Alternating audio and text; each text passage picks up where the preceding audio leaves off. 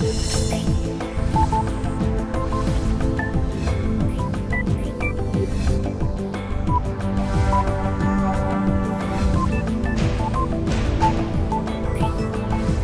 is Pulse of Africa, the face of Ethiopia, the voice of Africa.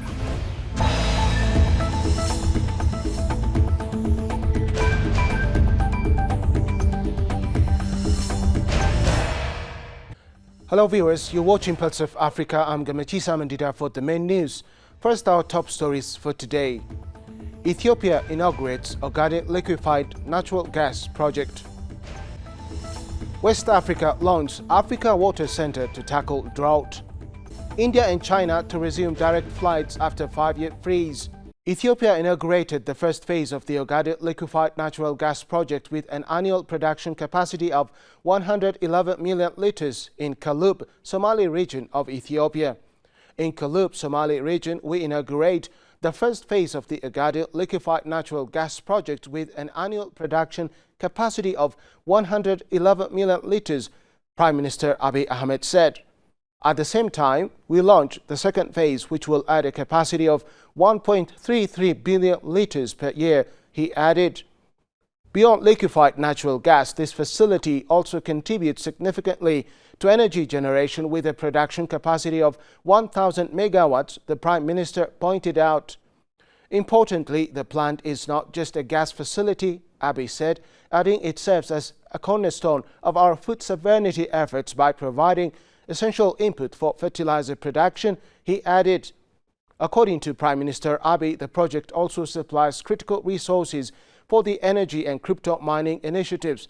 Quote, without a doubt, all the mega projects we inaugurated today in the Somali region, collectively valued at $10 billion, including associated infrastructure, will be carried through the completion as we have always been committed to finishing what we start, end of quote, he underscored. In other development, Prime Minister Abiy Ahmed laid the foundation stone for the construction of urea fertilizer plant and an oil refinery in Ogaden, Somali region of Ethiopia.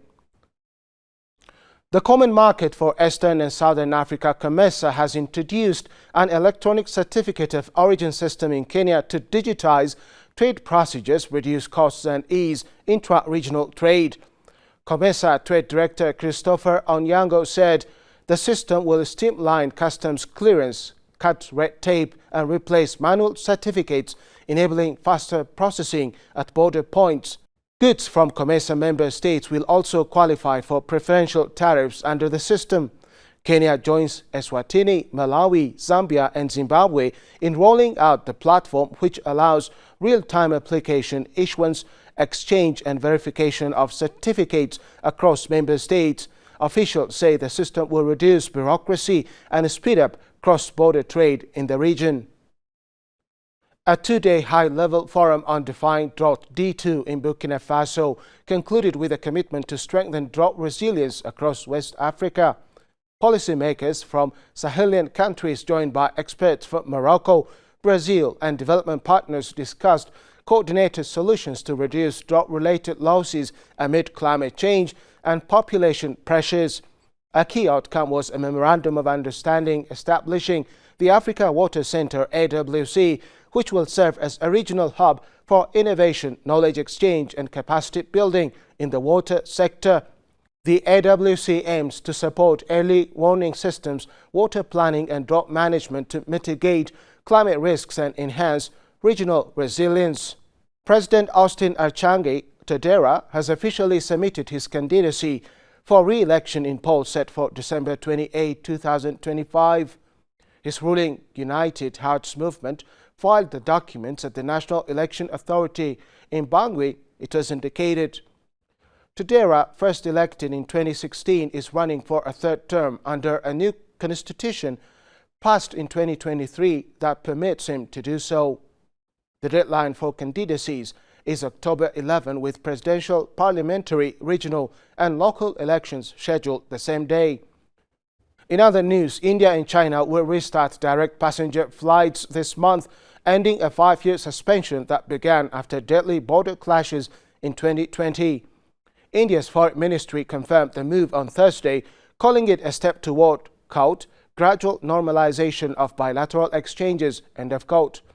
Indigo, India's largest budget carrier, said it will relaunch flights between Kolkata and Gwangju starting October 26. Direct air links between the two countries were halted after the June 2020 Gatun Valley clashes. Over the past year, however, both sides have been working to ease tensions, holding several rounds of talks and gradually restoring limited cooperation. Officials say the resumption of flights will facilitate people-to-people contact, trade and cultural exchange as relations cautiously improve. Russian President Vladimir Putin said Thursday the world is entering, quote, a polycentric era, end of quote, where no single power can dictate rules, calling for broad consensus in global affairs. Speaking at the Volta Forum, he described multipolarity as, quote, a qualitatively new phenomenon, end of quote, that creates both opportunities and risks, and argued it is more democratic because it allows multiple countries to shape political and economic outcomes. Putin warned Europe against militarization, criticized Western-led institutions for straying from their original mandates, and dismissed claims that Russia intends to attack NATO as, quote, nonsense and impossible to believe. He also expressed conditional support for elements of U.S. President Donald Trump's Gaza proposals and blamed Western countries for prolonging the Ukraine war. The story of resurgent Ethiopia and burgeoning Africa is here, only on the Pulse of Africa channel. All the time, Pulse of Africa, the face of Ethiopia, the voice of Africa.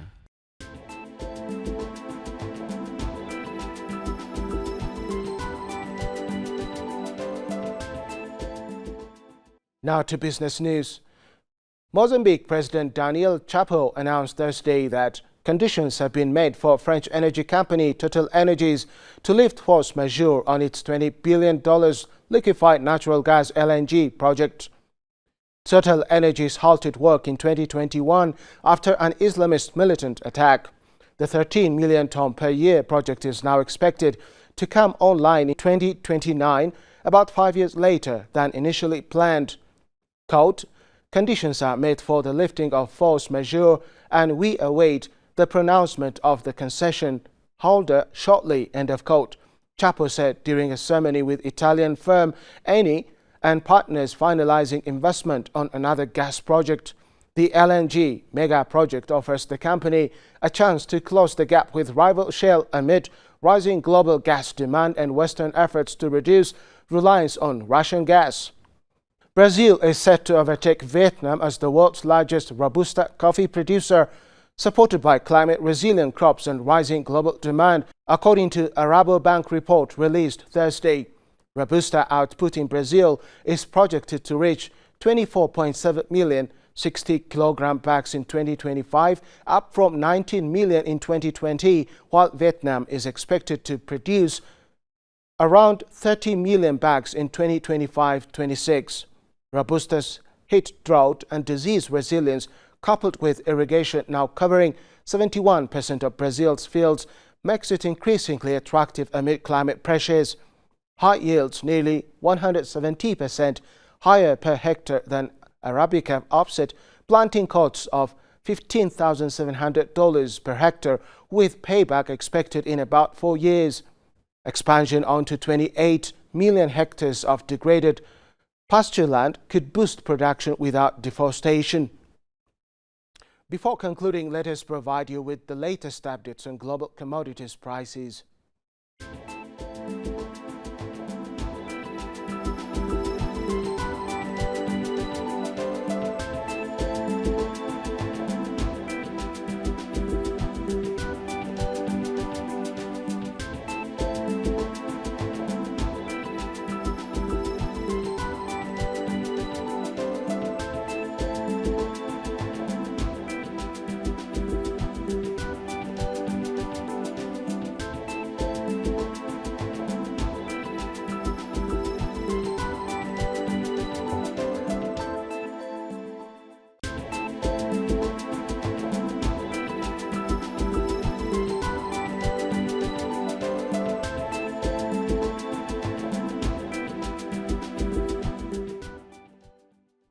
Now to weather updates.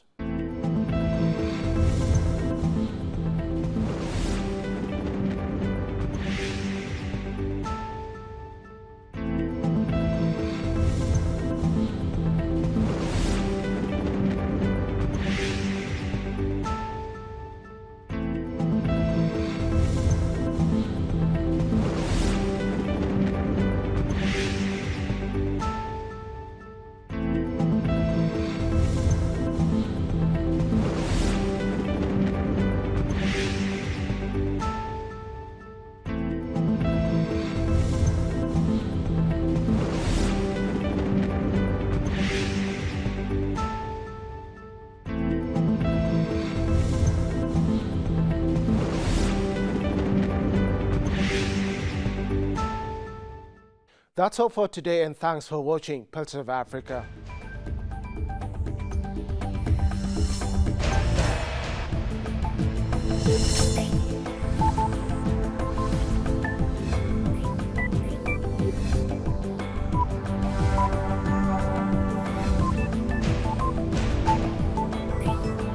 This is Pulse of Africa, the face of Ethiopia, the voice of Africa.